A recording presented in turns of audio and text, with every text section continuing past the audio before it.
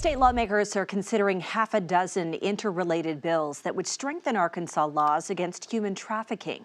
Channel 7's Andrew Mobley spoke with the lead sponsor of the bills, and he joins us in our content center tonight with more. Andrew.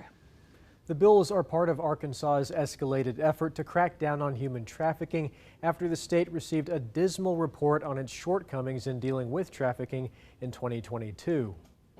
The problem is we don't have enough resources.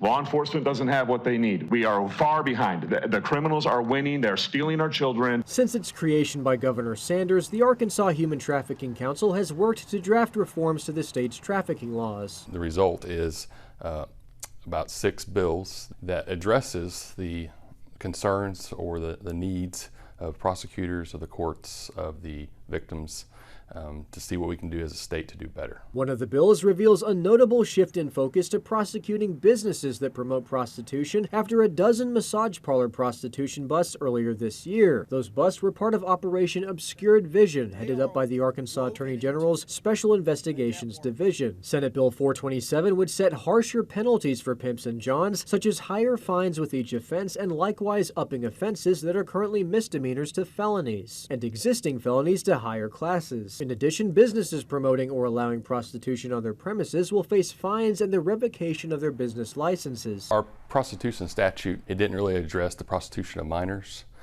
as well as businesses that allow prostitution within its doors. The new legislation would implement specific protections and consideration for minors who are victims of trafficking. Senate Bill 430 would also ensure that victims will receive mandatory restitution from traffickers who victimized them. Senate Bill 442 would establish a human trafficking operations unit within the state police to focus on the illicit industry and serve as a resource for local law enforcement. To ensure that all our agencies across the state can have readily available access to resources such as prosecutors, federal delegation entities, federal courts, just to see how to address the issues and pursue prosecution for the bad actors.